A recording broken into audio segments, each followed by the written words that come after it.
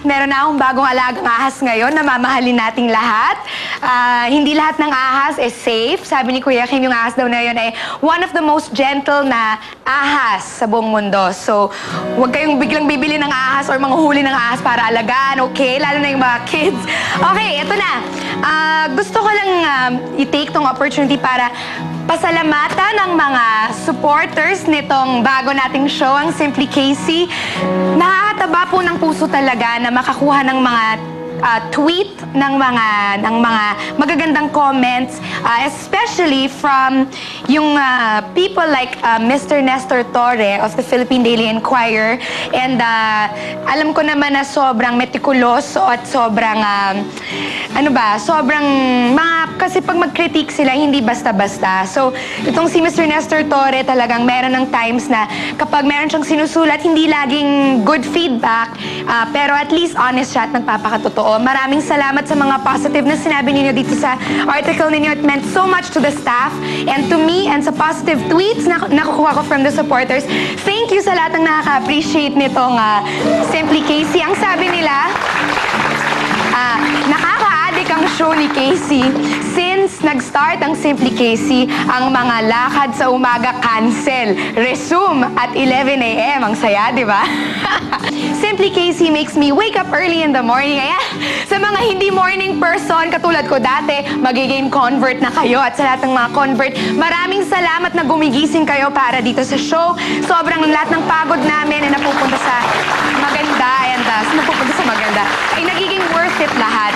At ito naman, dahil nagpasalamat na ako sa mga supporters na nagmamahal sa atin, guys, sa lahat din ng mga hindi pa supporters, sa lahat ng posibleng outright detractors, ito lang ang masasabi ko, maraming salamat din. Dahil sa inyo, I am becoming a better host at ang Simply Casey staff ay naienganyong gumawa ng mas maganda pang episodes sa mga susunod na araw at susunod na buwan. Dahil ang pinaka-importante sa lahat ay you're willing to learn. Diba kahit sino sa atin makukuha tayo ng good feedback and not so good feedback sa ating mga piniling profesyon.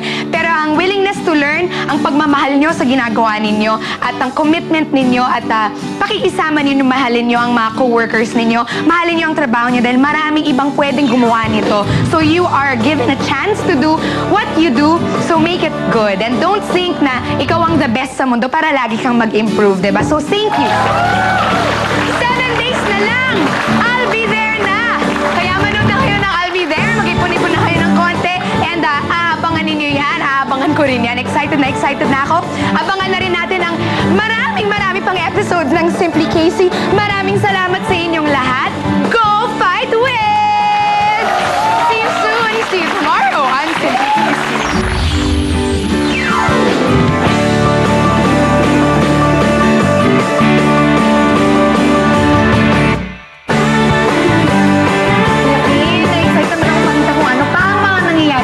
Bahay mo? Pero kakaiba yan kasi hindi clip ang wings yan. Kiss. Wow!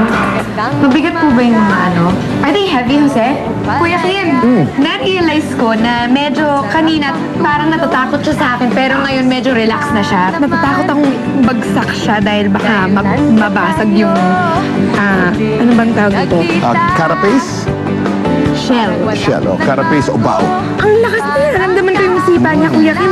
Annabelle, you take care of Jose. Sana one day, magkatuluyan kayong dalawa dahil bagay kayo. Ang mga kasama natin today ay tinaguri ang partners in crime. Ano naman kaya ang mga pinagkokontsabahan nila? Divine Diva, Jaja Padilla, and Karel. The best advice that we got from your mom pagdating sa fashion, isa na yung high heels and to wear matching underwear. Gotta work it, baby, work it out. If you want me, baby, work it out. If you need me, baby, work it out. Gotta work it out, gotta work it out. Ang programang